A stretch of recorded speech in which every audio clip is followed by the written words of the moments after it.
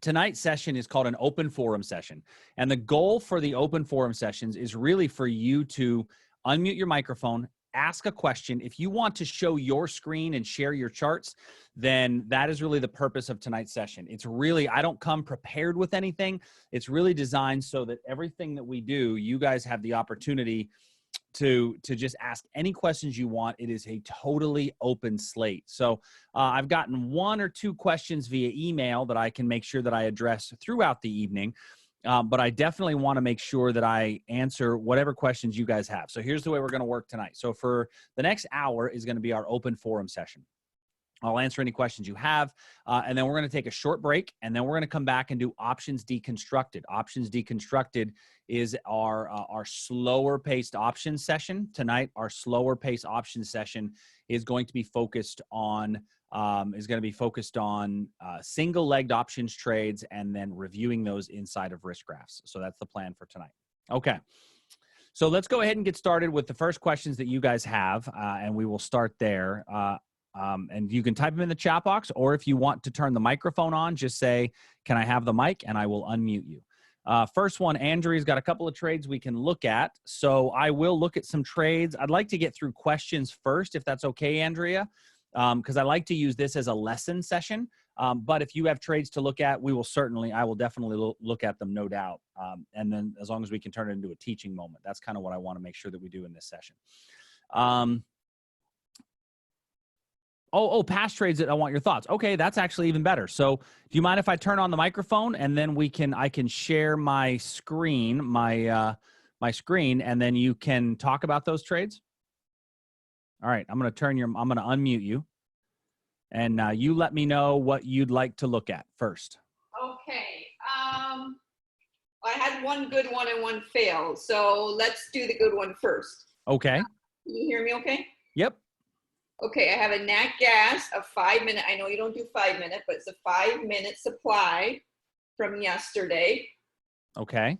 Entry at 1.690, stop loss at 1.705. I hit my target at 1.650, and just wanting your thoughts. Should I have stayed in longer? Okay. Was it aggressive? So let's go look at it and set up the trade, and we'll set it up as to when you looked at the positions. So you were on a 5-minute chart. Correct. And your entry was 1.690. So did you enter at 10:55 or did you enter at 12:55? The first one. 10:55. So right here? Yes. Okay. So you entered here. What was your reasoning for taking this entry? The drop, I set it up on that base drop, that little drop over a little bit more. Nope. Yeah. Okay. That's where because it broke the pivot low. That's why. Okay. Good. And so it had been tested once, and you got in on the second test. No, I got in on the first one, and I just got in on the first one. So 9:45. Right. Perfect. Okay. So you got in here and you wrote it down to 1.650. So you wrote it all the way down to here. Right. I just didn't even look at it, or else I probably would have moved my stop and got stopped out. Okay. So let's talk about that trade. So first of all, when you got in, you got in with this little rally-based drop, and this included a bit of a gap. And it was a retest, very good, Liz, retest of the pit open is important. And your stop was at 1.705. So stop was up here. Now, the thing I like about your placement of your stop, which is important, because you were on a 5-minute chart, it's okay to look at this. I'm going to color this one in red. What I like about it is that you were above the wick of this candlestick right here. Right. To me, you've got it. Your stops has to be outside of wicks of legs in, and that's perfect. That's, if you're using the 5-minute chart, that's very acceptable. When you got into the trade, it had traded all the way to the top of the zone. You certainly didn't know that when you got in, if you got in as it rallied up. And then, I'm very proud of you for having the patience to sit through all of this. If you just turned it off and let it do its thing, that's okay. Now, looking at that, your move away was a very strong move away, and hindsight being 2020, could you have stayed in for more? Yeah. But realistically, I feel like you got a really nice trade out of that deal. You got out after the big run down. And the other thing that I like is that you got out before the afternoon hits. I think that most traders, when they try to trade in the afternoon, lose money. And I think that there's a lot to be said for getting out of it before that occurs. So you know, looking at this from an analysis standpoint. Now, the other thing I like about this was our breakout short. So I know some people took the breakout short, and I talked to somebody today who's still in the breakout short because he took the breakout short off the hourly chart. And from the hourly chart, this was a good breakout, right? So you traded the retest of a breakout on a very small time frame, or somebody else just traded the breakout. So great trade. I love it. All right. Yeah, thank you. Good. So that would have been something that you would have, like, somebody else would have taken, and not that wasn't just luck. Like, no, that wasn't just luck at all. That was the right setup. Everything was good. Now, me personally, I'd have missed it because I don't go to 5 minutes. I don't. Right. I go, the lowest I go is 15. However, even on a 15, it showed up. Right. So yeah, that's a great trade. And what I love most is that you have your reasoning and you understand why you did it. Okay. Good. All right. My next one was from today, JY, 15-minute. Okay. Entry at 9/3/2220. Okay. And I got stopped out at 9/33/20. 9/3/2220. 9/22/20's entry. 9/22/20? Yeah. 9/22/20. I'm just going to draw a line there. Hold on. Sure. Yeah, I think it's right at that base drop. And that pivot knocked me out. Or that wick knocked me out. 0.0092220. 20. There we go. Rather than me try to find it. No, not 9/22/20. Oh, I must be off on my numbers then. Okay, so this morning I've got it on the 15 at that base drop. So 15-minute, this one right here? Yes. Okay, so let's look at that level. So this was your zone right here. Yes. And again, 9/3/220. Yes. I got it because it broke the lows of the night, you know. Okay. So did you get short right here? Yes. Okay. And then you got stopped out? Yes. All right. So you probably got stopped out right here at this candle. Right. Okay. So here's what I would say about this one. Price came into your level, and I think that that's a perfectly fine level. I don't think there's anything wrong with it. However, one of the things that we are very, very big proponents of, and we talk a lot about, you got into the trade, right? And there's candle number 1, 2, 3, 4, 5. After 6 candles, where had that trade gone? Yeah. Nowhere. So this is exactly why we do the 6 candle rule. Okay. Because you entered the trade on a 15-minute chart, so we have to use 6 15-minute candles to tell us, okay, let's move it. Now, had it dropped from here and kind of come back up, that's actually okay, because at least it's shown me that it's moved in my direction. But in this case, it didn't show me that it moved in my direction at all. Okay. Okay. So I don't think you did anything wrong on the setup. I really don't. Was your stop up here above these wicks? Right there. Stop above those wicks is a great place for your stop. Was your target somewhere down in here? Yep. Okay. That's perfect place for your target. When I go to the 4-hour, our 4-hour trend is still technically up. So a little bit weaker on the fact you'd probably want to do a confirmation entry because your 4-hour trend is still up. But your entry was not a bad entry. Don't kick yourself over the entry. Just look at the 6 candle rule to kind of help with the management. Okay. All right. Overall, I think I don't think it's a bad trade a bit. All right.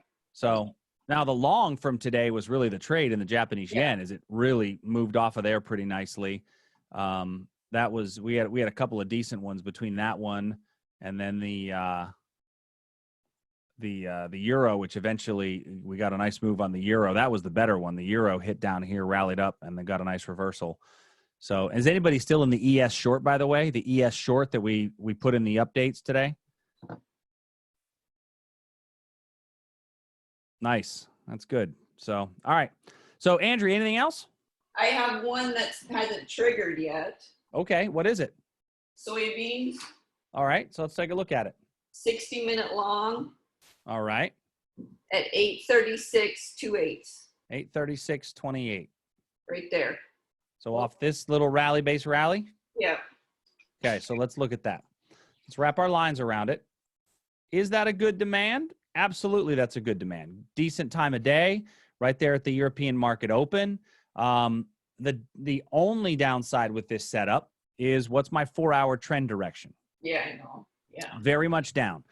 It's okay. You can still trade it, but just this is why we have our trade optimization plan. The trade optimization plan is really designed to say, okay, what should my entry be? And in this, as long as you don't get basing in front of the level, it's going to be okay for you to probably use that as a confirmation entry on the long. If you want to do a confirmation entry. So letting price trade halfway into the zone and then getting long as it comes out of the level. Okay. That's the only way that I would do that one. A little bit cautious of that, though. This is a really good level. I mean, it really is. It's a rally-based rally above a pivot low, which is oftentimes some of the best levels. Okay. So. Thank you. Awesome. No problem. Vince is asking, can I talk about the context on top? Vince, I'm going to unmute you. I'd love for you to give me your what you mean more by that when you talk context. All right, thanks. Yeah, the other day in the community room, you were talking about the impulse moves, finding 4-hour and daily and weekly zones versus the corrective moves, finding zones on a smaller time frame. Yes. So that was something that it was kind of new to me. I hadn't thought about looking at the context in that way of just trading the pivots on the higher time frames. Did I interpret that right? Because in the chat room, I had a couple things going on. So you pulled up the whiteboard and kind of drew some pictures, but I wasn't. Yeah, let me run through it again. I think it's worth running through because when we think about how we identify zones, we think about zones. I really start with 2 different time frames, right? Actually, I still have the drawing here from when I did it the other day. Okay. So let me kind of draw it out. So when I think about levels, all right, I'm going to split my screen here in half. All right, so I have my big picture opportunities. And then my big picture levels, I enter on a smaller time frame, right? Okay. So I enter on the smaller time frame. So if I'm looking at the big picture is where I determine trend. Trend is the most important thing that I look for. And this tells me, am I a buyer or am I a seller? That's all trend is designed to do for me. So let's say that I have now I primarily, if I'm looking for daily income, and daily income for me is that I plan on being in the trade anywhere from a day to a few days, right? Mm-hmm. I'm going to use the 240 as my daily income, as my daily, or for my big picture, and I'm going to use the 60 for my smaller time frame. Now, let's say that I have a trend that looks like this on the 240 chart. Now, that trend on the 240 chart, these are my impulsive moves. Impulse, impulse, impulse. And these are my corrective moves. Corrective move, corrective move. Now, if you notice, every one of these levels up here are supply levels on my daily chart, or on my 240. Every one of these are supply levels. But what does price do to those supply levels? Blows right through it. So we think about an impulse move, and an impulse move, price will blow through the supply levels on the same time frame. And it will search for supply. If it's an impulse move up, it will search for supply on the next higher time frame. So the next higher time frame would be the daily or even the weekly. So that's why multiple contracts makes this so much easier. Right. Right? Because you can close at that first closer zone, the first opposing zone, even if it's on the 60. Right. and then you're either in a free trade or slightly positive. Right. Now, but then so think about this 60-minute. So let's take this picture here and let's draw it over here. So here's my 60.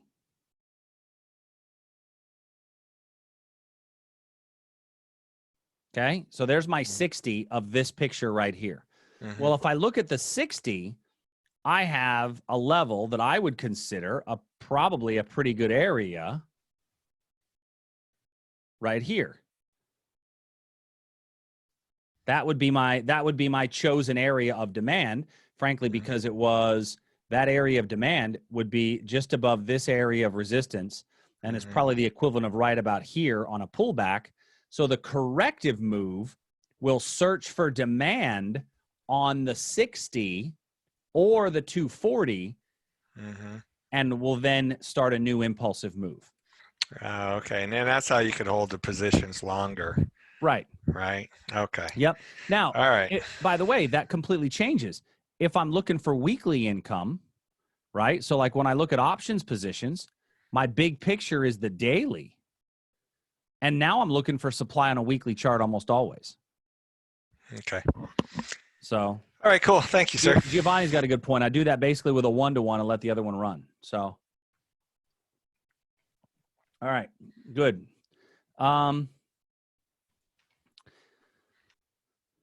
Yeah, you can use this strategy to add contracts. That's a very good point, Tad. This is a great strategy to add contracts as price continues to go up. And I'm not against adding contracts as price goes up. Let's see, Joe. Hey, Joe, can we talk about JPY in the context of trend? To me, it's still down, but you are of the opinion it is up. Can we review this? Let's take a look-see. So that always depends on your time frame, okay? So if you're looking at the 4-hour on the JY or 6J, whatever it is you use, I've got to do I'm using the 4-hour for my trend directions. So what I need to do in order to determine trend is I need to look at my last 2 swing highs and my last 2 swing lows. So if this is my current picture, I need to look for my last swing high. Well, my last swing high is here.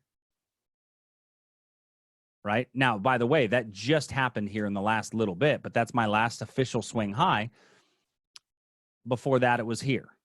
Where's my last 2 swing lows? Well, here is a swing low, and here is a swing low.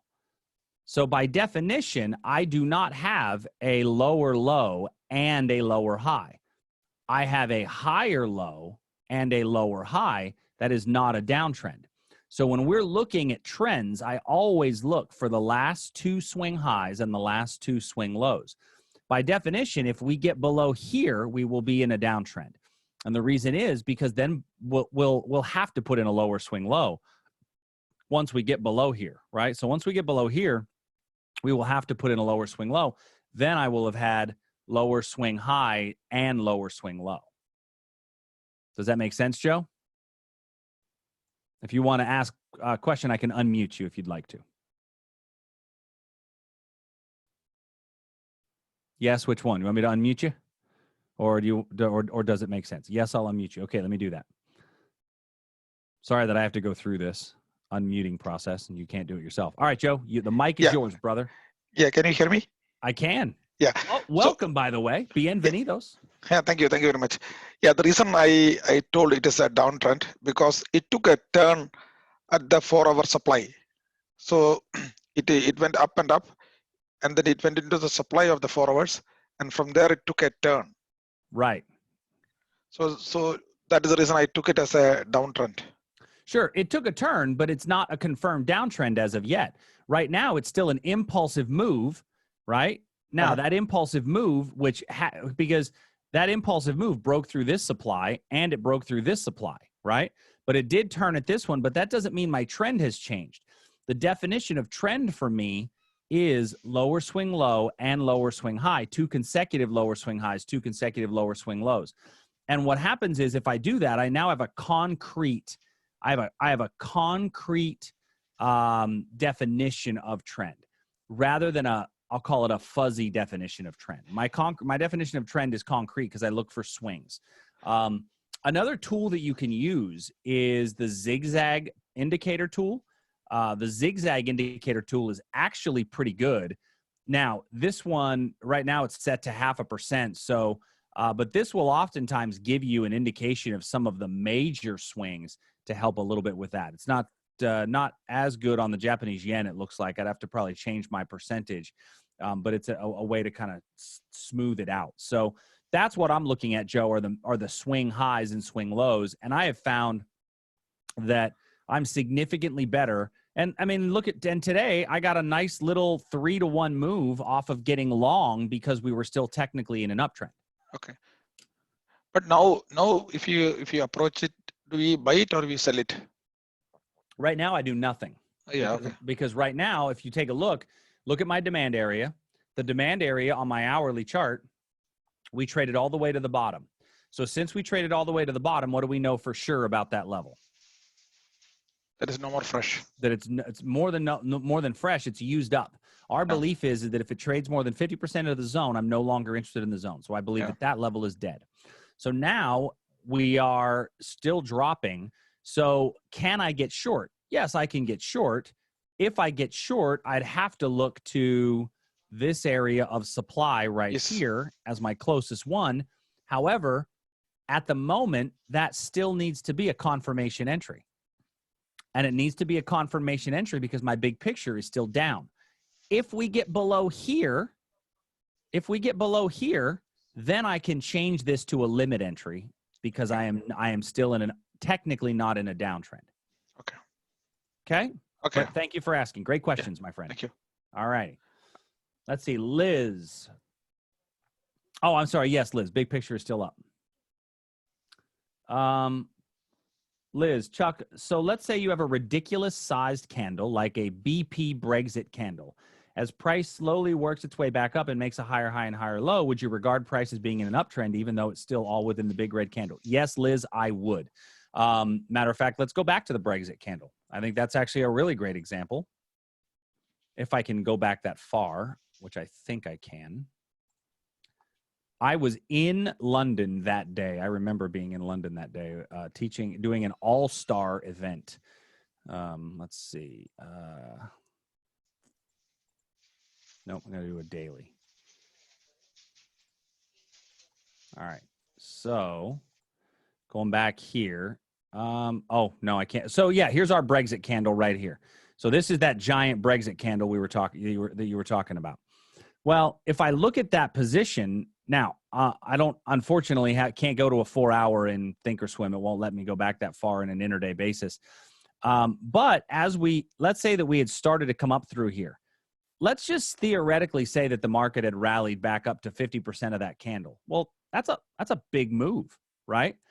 And so, yeah, I'm totally okay being a buyer. I don't know for certain if I had clear higher swing lows and higher swing highs here on this little move up. I probably did, and I'd be okay being a buyer, and you may have gotten a little run up to here. And then what happens is it then chops sideways before then continuing its downward move. So even if it's an expanded range candle like that, if the 4-hour is telling me to be a buyer, I'm going to be a buyer for my daily trade style.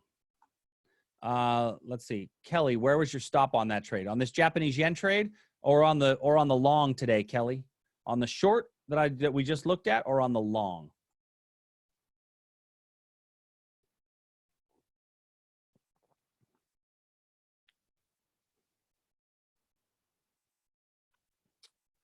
Yeah, but Kelly, on the short that's up here, or on the long that we had from earlier today, which one are you looking at? The short or the long from earlier today? The long. Okay. So on this one, your stop has to be below this candle right here. The tightest it can be is if you go to a 15-minute, you can have, now still needs to be here. So your stop has to be below the wick of the leg in candlestick. Outside the wick of that leg in candlestick is the key. All right. I think there was a question at the beginning that I missed, and I want to make sure that I catch them all. Jeff Hilton asks about natural gas demand. So, Jeff, I'm going to unmute you so you can talk me through whatever you're looking at. So, whenever you want to speak to it, go ahead. You are unmuted, brother. Yes, I'm currently short, and I'm hoping to be able to recover from this. It looks like I'm in a daily demand or weekly for natural gas. I know it's at historic lows, but trying to see if I should just close it out or if it's got hope of coming back up there. Well, you said you're in a short currently? Oh, I apologize. I'm in a long. You're in a long. Okay. So one of the things that, we looked at this long, when did we look at this? On Sunday as a potential, but really this long was a target from our breakout, right? And when I go to my 4-hour trend is very much to the downside. Yeah. So on my 1 hour, I have, we traded to this area of demand, got a little bit of a bounce off of it, and then it was just basing and coming down. So did you get long at this little area here? Tell you where my orders are just a second here.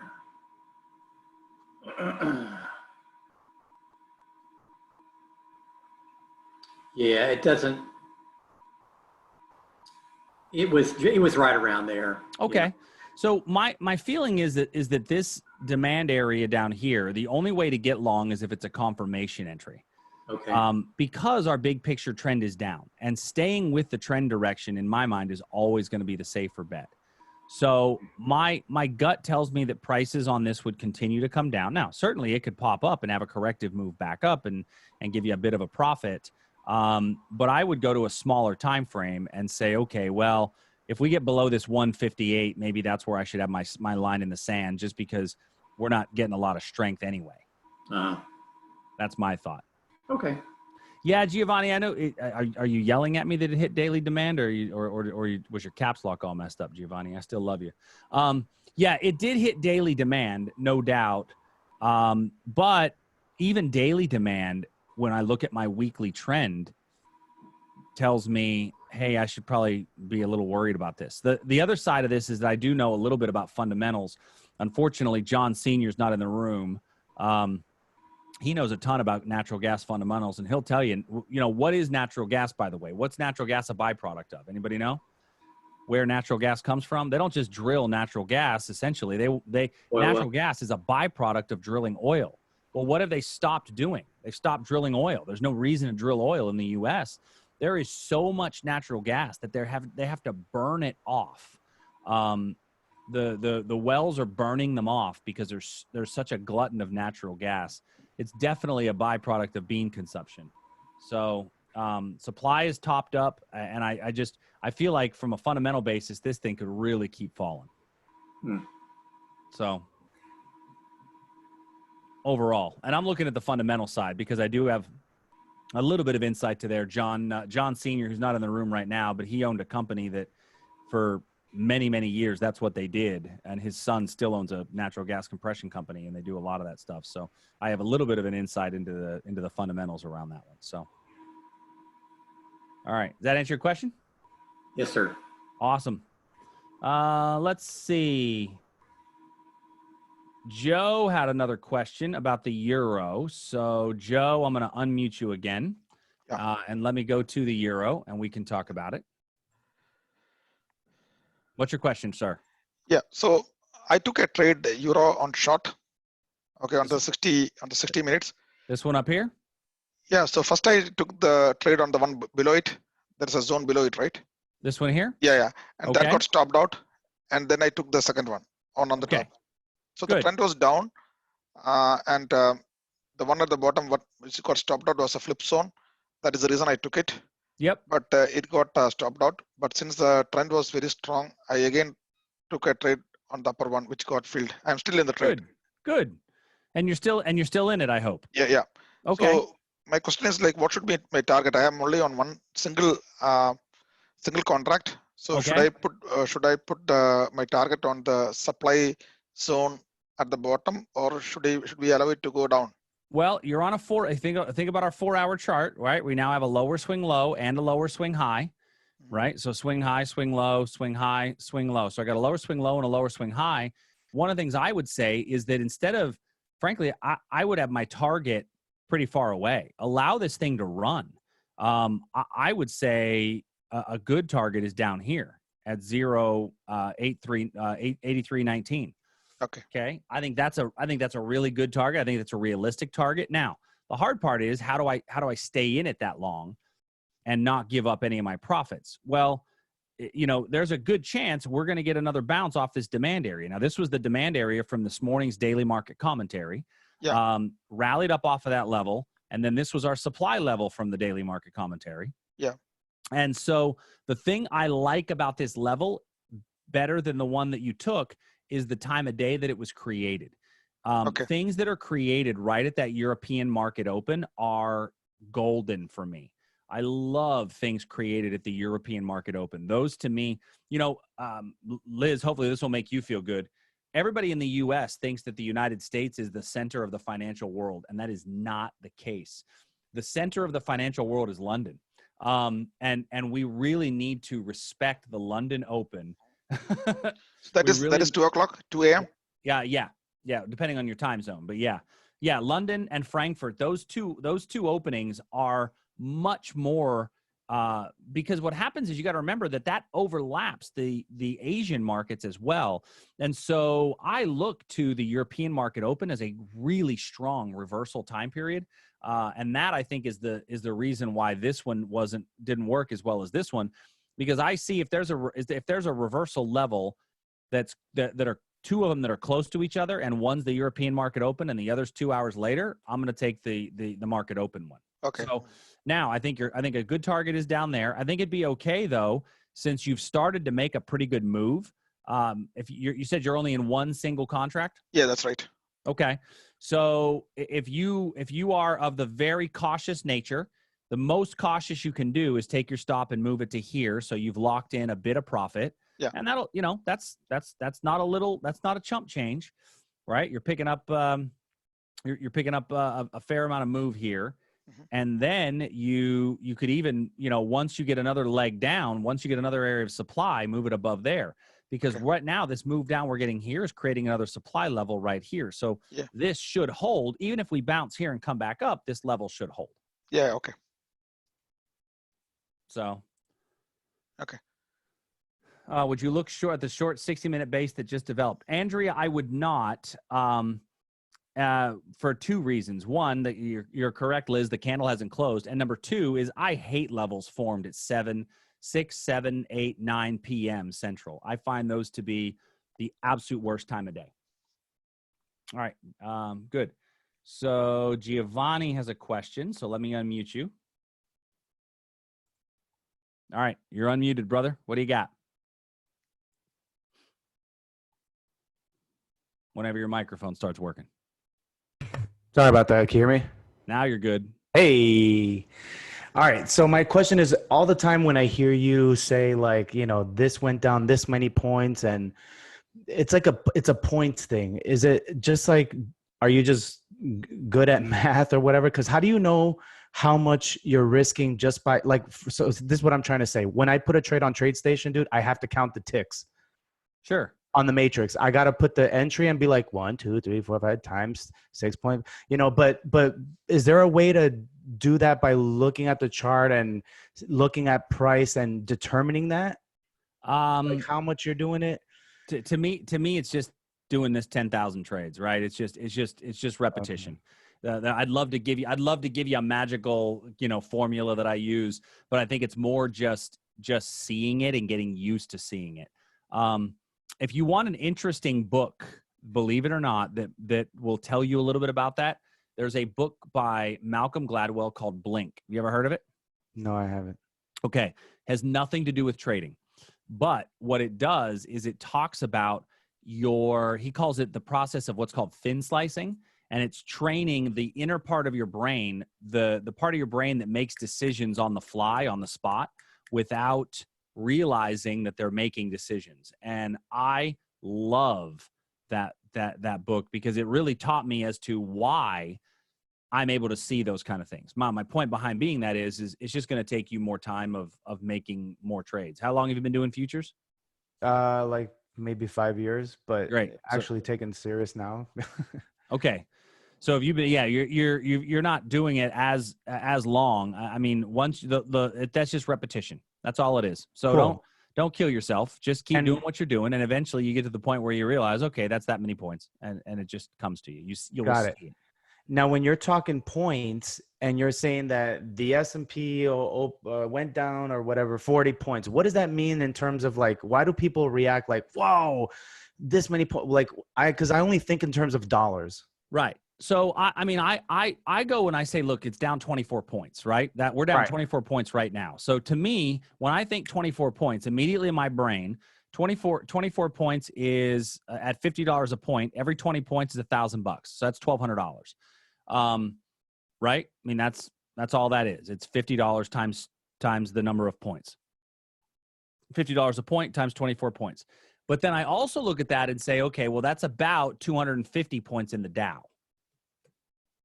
Dow's 205, right? So the ES is typically about 1/10 of the Dow, not always. And I use those kind of just as a quick glance to kind of see. So I always look at points, like this one, 2790 to 2799. I know that it's a 9-point zone. 9 points times $50 a point is $450.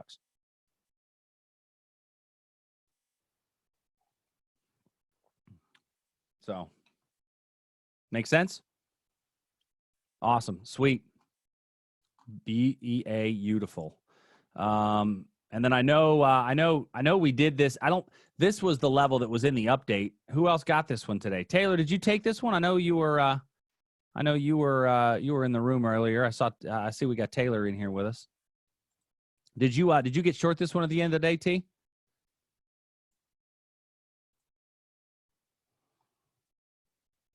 I don't know. I didn't know if you guys, I know you guys were in the member chat room earlier and didn't know if you caught this one or not. All right. Let's see. What other questions? I want to make sure I'm trying to get everybody's. Oh, Carl and Arlene, thank you for putting that in there. I appreciate that. You guys didn't get that one. All right. All right, so I think I'm caught up on everybody's question. Does anybody else have one at the moment that they want to address? Because if not, I have one on bull calls or bear call spreads that I was going to talk about. If nobody else has any more questions. Oh, tweezer tops. Yes, Sean, absolutely. So let's talk about tweezer tops. Thank you for that. So by the way, Sean, welcome. Glad that you're new. Glad to have you with us, man. It's the more the merrier. That's what we say. So the more people participate, the better things become. So let's go to one that I actually took this morning. We were in the member chat room this morning. I kind of jumped in, and we had a little level in the Russell that popped up, and it popped up on a very small time frame trade, and we were looking at it this morning. And it was this little level right here. Everybody see that right there? So this tweezer top that we had, this is the picture of a tweezer top. So when I look at a tweezer top, quite literally, what I want are two wicks that come to exactly the same point. Now, ideally, those two wicks that come to exactly the same point also retest a supply level. In this case, they retested a wick over wick supply level. So we grabbed a quick short in here. Wound up working for a few points. I closed it out a little bit later for a little bit of a run. But this is a tweezer top. And the only way to play a tweezer top is that you have to be in front of the market when they show up. Now, tweezer tops that show up on a daily chart, that's a lot easier to trade. If you see a tweezer top on a daily chart, much easier to trade because it's a little bit slower. But if you're using a 15-minute chart, you're never going to get these unless you're in front of them. I sometimes hesitate to teach much about tweezer tops. And the reason being is that they work really well in the past, right? If you go back in time and look at tweezer tops, they all work. Well, here's the problem is that you have to be there when they happen. My entry, I think, was right about here, and I just took a market entry. And I took a market entry on this red candle. Once the green candle printed and I knew that I had tweezer tops, I just took a market order right here and just went short.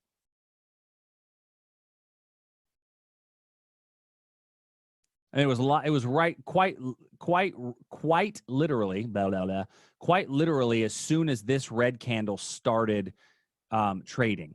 Once this green one had printed, I went short on this one. And then my stop, exactly, Ken, my stop was just above the top of the tweezer. I wasn't looking for a gigantic move. It was a very short-term scalp, and I don't normally do that. So, but I was in front of it. It gave me a tweezer top, and it's rare that you see a tweezer top in front of you come up that easy. Taylor did get to me. Listen, don't let Taylor fool you. Just ask Taylor who his first instructor was, and he'll tell you. Just keep that in mind. Although I will tell you, he's sometimes better than I am in many, many ways. He's freaking good. All right. Yeah, Cliff, I know who your first instructor was too, buddy. Just remember that. It wasn't me. All right. Yeah, Doug, the member chat room is always available. And you guys, I think the best way to do it, sometimes we jump in there. I've jumped in there the last couple of weeks, a few times, but normally I like it when you guys just run it. When you guys go in there in your member chat rooms and you own them. And to me, that's the best way for those to be, because it helps to kind of get you where you want to be. Doug, I still haven't found my way around the website. Let me show you real quick the easiest way that you can do that. So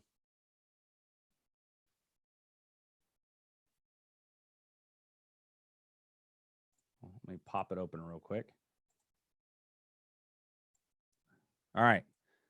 So here's the site. If you click on this already a pro member, access the community lobby, that is the one to go to. And of course, I'm not logged in. So let me log in here real quick. You guys have the same password as me. ...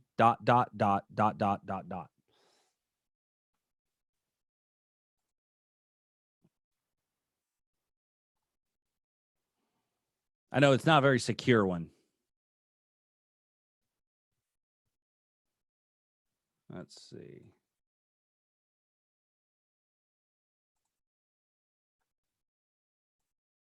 There we go. All right.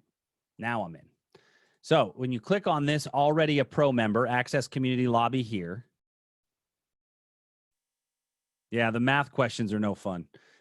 It starts with the live stuff. So here's how you get to the live trading room. Here's all the documents and downloads. So all of our custom indicators that we've created, the custom worksheets we've created, they're all here. Trade updates. So all your updates and the trade and the live trade feed is in here. And then here's the calendar. So this is all the live stuff. This is what you'll access most often. If you want to watch the recording of any sessions, live trade rooms are here. Open forums are here. Options Deconstructed are here. And then the member chat room is right here. We actually put some Trading with Taylor archives in here. And then here are the on-demand courses that you guys all have access to. If you guys, those of you that have not, watched those classes, we worked really hard on making those really strong, especially the options portion, the options foundations and the strategic options trading. Those are really strong classes, and each one, you click on that, it'll take you into the player where they all are. So does that help a little bit, Doug?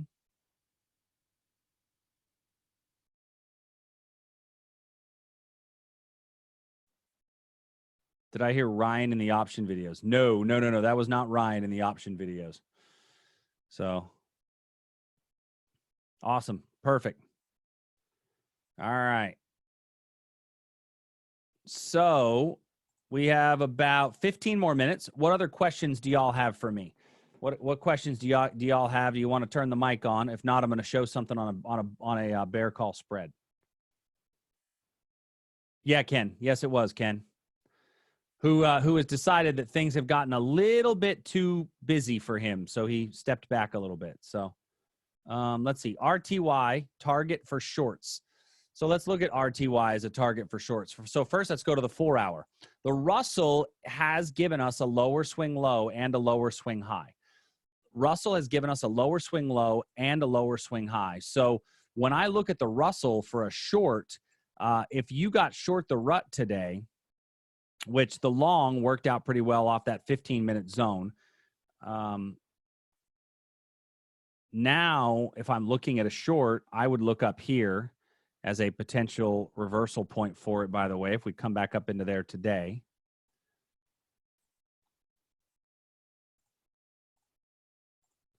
And if that thing continues to drop, go into my 4-hour chart, I think you've got a realistic target down here at 1142.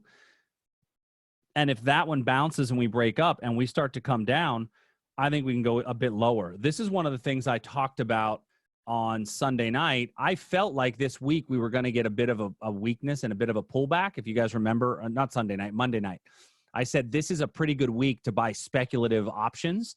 And if you're thinking about being a speculative options player, this is a week to do it, because I think that we may drop a little bit.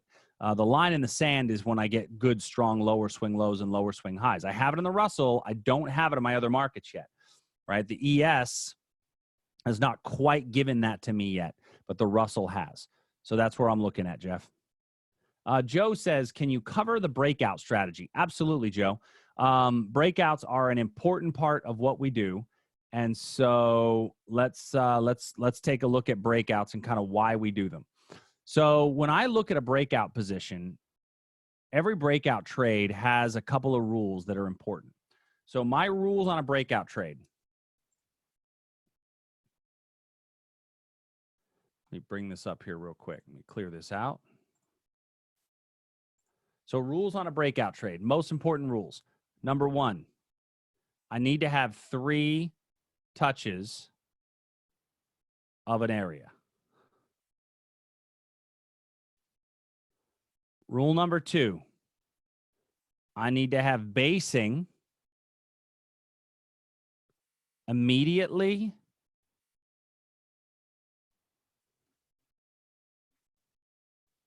before breakout. And rule number 3, I need what I call room to roam. Now, breakouts occur on my trading time frame. So remember earlier we talked about if I'm using a 240-minute to determine trend, I can have a 60 for my breakout. Or I could use the 15 if I want to go a little bit smaller time frame. If I'm using the daily or the let's say I'm using the weekly for my trend, I might then use the 240 or the daily for my breakout, right? So it's going to be determined based on what my time frame is and what it is that I want to do with a particular position, okay? So when I'm looking at this, I want to have a position that looks, ideally it'll look something like this. To me, this is where I find them to be the most effective. Let's say that I have a supply level right here and price comes back up into the supply level and I get a touch and we get a move away. So now this supply level has been an effective area of supply. We move away. We come back up into it again and we hit it again. So now it's not only been an effective supply level, it's been an effective supply level twice. And sometimes this second touch will trade a little bit deeper into the zone. So from that point, what I tend to do is I tend to say, okay, now I can draw a line across the top and say that this is a legitimate opportunity for a breakout above this region, right? So now if I think about that as a potential breakout area, what I would need, I have 3 touches, right? Touch 1, touch 2, touch 3. I have what I now need is basing immediately before the level. That then sets up for a perfect breakout, okay? If there are no touches immediately before the level, and let's say price just does this, I'm not taking a breakout, right? If I take this breakout, I'm probably going to get stopped out because it's going to do this. That's oftentimes what I see what happens. And some people would call this a false breakout, or you'll oftentimes get this. you'll get something that looks like this. And people will call that a false breakout. This is not a false breakout because I didn't get rule number 2, right? And then when I say room to roam, what I mean is, let's say that I had a supply level. Let's do this real quick. Let's get rid of this. Let's say that I had this kind of a setup where I had a supply level that was right up here that's going to stop price from going up. Well, that would mean that I have no room to roam, right? So I need to have all 3 of those in order for a breakout to be possible. And that to me is those are the rules for a breakout. Now, the thing to remember is notice that most good breakouts start as reversal trades. Breakout and reversal trades aren't all that different. It's really just knowing how do I trade them differently. Okay. And then Taylor put in for those of you that are looking, Taylor put in a trade inside of the chat box. So thank you for that, T. You the man. And then, yeah, Joe, check out the trade operation plan for breakouts. There is a setup in there for exactly how those work and what to do with those. All right. Let's see. Oh, and there's also a class on breakouts. If you go into the, Joe, if you go into, here's the trading courses guide. This shows where all the courses are. So if you go into the on-demand trading education, underneath advanced price study, class number 3 is breakouts. Okay. All right, let's see. Somebody else asked a question specifically regarding what time do I do the daily market commentary? Usually the daily market commentary is out by 7 a.m. Central. That's my goal, is to have it out every day by 7 a.m. Central. Sometimes it's out at like 6 a.m. Central. So sometime between 6 and 7 a.m. Central is typically when that is up and ready to go.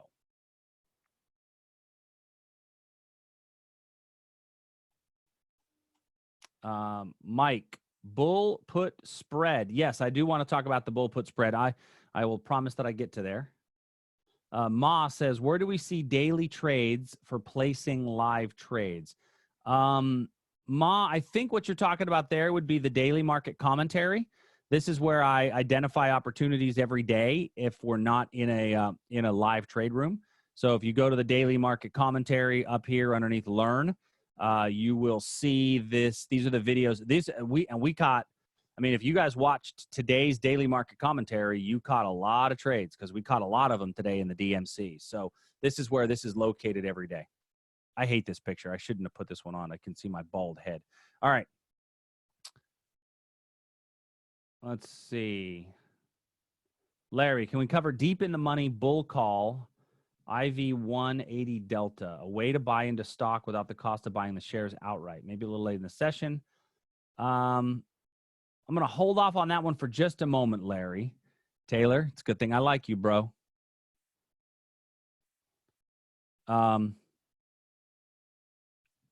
Because deep in the money bull call, I actually don't love the 80 Delta. I actually prefer, if you're going to do it, just to do the 25 Delta, and if you're going to do it that way, just to get the stock. So, but we'll talk about it in a minute. But I want to cover the bull put because somebody had asked about the bull put via email, and I promised him that I would introduce it. So, now, so either the bull put or the bear call, right? So either a bull put or a bear call.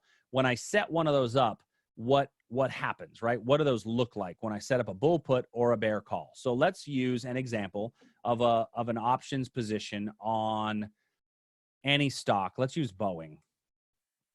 So looking at Boeing, now, by the way, I am not recommending this because Boeing has earnings coming out in 2 weeks. Actually, it may not be bad if we can find a weekly option.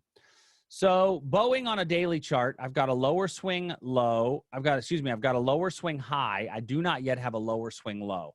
So if we drop below 120, then I'll have a lower swing low and a lower swing high.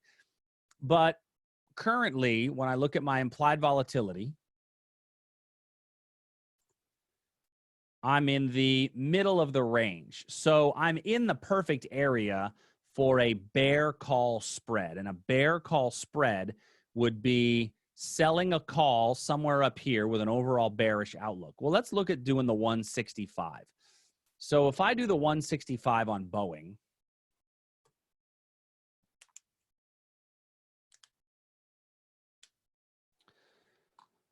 so looking at this 165 on Boeing, let's go out. Oh, well, let's look at the ones that expire in 2 days. I don't think I'll get anything for the ones in 2 days. Yeah, you know what, Doug? I'm okay being in the middle of the volatility range with these so long as I get enough credit. I'm all right being in the middle of that volatility range if my credit is large enough. What I found is that, you know, I know a lot of people use the one that splits it up into 5. I think that you're fine just doing 3. And anywhere in here, you're going to be able to do either one. So what I want to do is I care about what kind of credit I receive. So looking at the 165, I can sell the 165 call option for 56 cents. So now if I sell the 165 call option, I'm going to be obligated to provide the stock at 165 no matter how high it goes, which means I have an unlimited risk position. So how do I protect against that risk? Well, what I can do is I can buy the 170 call option.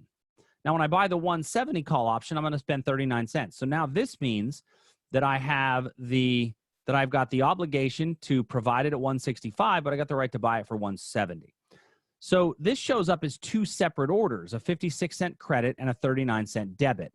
So if you do the math on that 56-cent credit and 39-cent debit, that's going to be what is called your natural price. Now, why is it the natural price? Because what Thinkorswim is doing when they get my natural price, what they do is they say, okay, what's the absolute, at this price, what's the absolute worst you can sell it for? Well, it's the bid. And what's the most I can buy it for? It's the ask. So if I were just to do it at the absolute worst, the natural price, my net credit would be something like, what is that, 17 cents? So it's a 17-cent credit position. Well, what Thinkorswim does is they take the mid price. And when they take the mid price, what they're going to say is, well, we think you're going to be able to sell it for probably 57 cents, and you're probably going to be able to buy it for 36 cents. Now it's going to give me a net credit of 21, right? This is the natural, and this is the mid. So now how do I get the mid? Well, to get the mid price, what I need to do is cancel these out, and I'm going to right click on those 165, right click, analyze sell, and I'm going to sell a vertical. So right click, analyze sell, sell a vertical. Now when I do that, 165, 175, oh sorry, 165, 170, I'm getting my 21-cent credit because it's taking the mid price. Okay? Now, when I look at my risk profile, what is it telling me? It's telling me that as long as the price stays below 165, I'm going to make $21. My exposure is 479. So I don't know that this would be a great trade right now, although, you know, it's only 2 days to expiration. I'm giving myself essentially the belief that it's going to stay below 165 between now and then. So do we think it can move $21 in a few days? Well, absolutely it can. The question would be, will it? And so that's the bet that you play with these credit spreads, is you make a small amount, but your maximum exposure is much bigger. The better thing to do on something like this would probably be to go out another week, and now I get an 87-cent credit. So this might be more worth it, because I can still have a stop loss in here that says, okay, well, if we get to 159, let's say we get to 160 to get me out of the trade. Well, at 160, right here, if it gets to 160 today, I stand to lose 120 bucks. But every day that time passes, this purple line is going to get closer to the green line, which means that every day that time passes, if my stop is at 160, tomorrow my loss would only be this much. The day after that, it would be this much. The day after that would be this much. The day after that would be this much.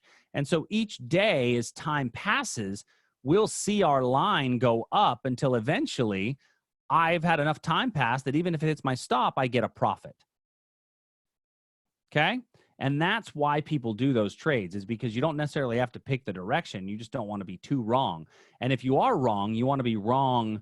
You want to delay being wrong as long as possible, right? So notice I'm going to do a day step here. So this is, if you see up here, my step, we're looking at 1, 2, 3, 4. Notice the green line's getting further away from the purple, right? So it takes about, it's really only at 12 days in, I'm still at a loss if it hits 160. So this one, it has to go all the way to expiration before it turns profitable. So, all right. Doug asks, do I do butterflies? Not really. You know, I don't really do butterflies. It's a strategy that, you know, we teach. I've taught a class on it. I understand it. It's not a strategy that I have found an overly effective strategy for most of my trading style. All right, so here's what we're going to do. We're going to take a quick 10-minute break, and we're going to come back with options deconstructed. So for those of you that are options fans, you will hopefully enjoy and get a lot out of options deconstructed. We're going to do that for the next, we'll do that in a little bit. It's 8:02. We will be back at, let's do until 8:12. So a 10-minute break, and then we will come back in and do options deconstructed. So I will see you in a few moments.